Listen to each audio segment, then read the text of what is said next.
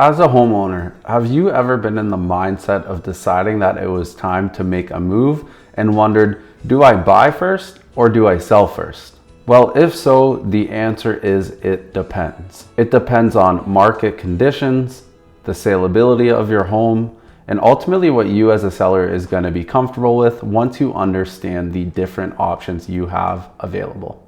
In this video, I'm going to break down why either buying or selling your house first is a very important consideration. And I'm actually going to go over the 3 different options that I feel are best to consider. To help put things into perspective, it's really not that different from determining what the sale price of your house is going to be. A good agent should not only tell you the relevant information, but also show you.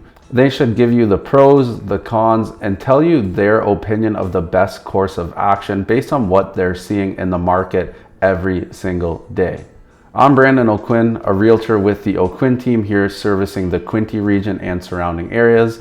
And if at any point any of you have any questions for me, you can book a call directly with me using the first link in the description. So over the last couple of years, when the market was more hot than it was now, we are actually recommending sellers to buy first. And the reason was if they purchased first, they were able to go back, put their house on the market for sale, sit back, eat the popcorn, probably sell in the first few days with a ton of offers and probably get like $1 billion over the asking price. Whereas now it's more of a balanced market. So the average home is taking anywhere from 20 to 30 days to sell, sometimes less, sometimes more. It all depends on where it is, what it is, and how it's priced to begin with. So I'm going to break down the 3 different options that I feel are best to consider when deciding if you should sell or buy first in today's market. Option number 1 is buy with a condition on the sale of the purchaser's property.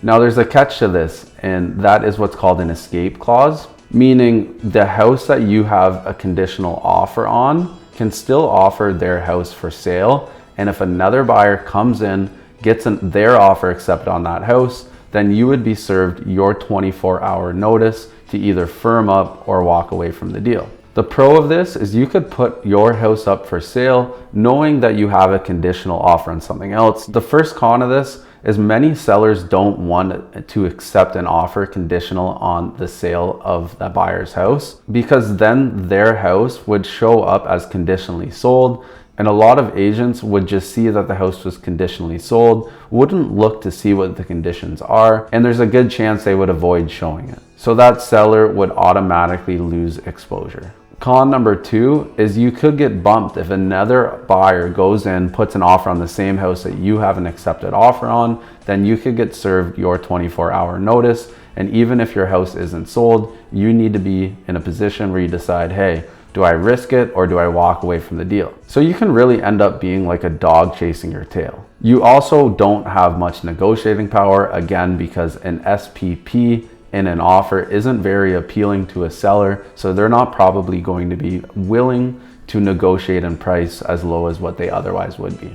You also don't know exactly what the sale price of your house is yet because you're trying to buy a house first. So for budgeting purposes, it's hard to determine what you're going to be comfortable spending. Option number 2 is sell first with a seller accommodation condition. And this is the condition if you as a homeowner decided to sell first, but wanted to make sure that you were able to find something that was going to work for you before you actually firmed up on the sale of your house. You would know exactly what the sale price is going to be, which would help for budgeting purposes. You would have a window to be able to go find a house that is going to work for you. There's a few cons to consider with this option as well. And the first is many buyers don't want to tie themselves up, because if they submit an offer and allow that seller a condition for 7 days to go find something that's going to work for them, then if they find something else they like during that 7 days, they can't take action on it. Con number 2 is if you don't find a house that's going to work for you within that 7 days, then you're back to square one. And ultimately, if you're asking for a seller accommodation condition, your house could sit on the market for a long time and you could end up selling for less money than you otherwise could. Option number 3, and this is by far the option we are seeing sellers have the most success with, and that is simply selling first without a seller accommodation condition and then looking for something that's going to work for you. This way, you would know exactly what money you're going to get for your house for budgeting purposes when you're looking for something to buy. You don't have to deal with buyers objecting to a seller accommodation condition, and it is the best way to get top dollar. However, there is the unknown of how long it's going to take for you to find something that is going to work for you after you sell your house. And there always is the potential for a temporary living situation. Again, we don't see this happen too often, but it is an important consideration when you're deciding what is going to be the best option for you. And one other thing that I would like to add when considering what your options are, it's always good to talk to your realtor to get an idea of what they're seeing happen in the market. So this could be looking at the most recent sales that are comparable to your house to figure out approximately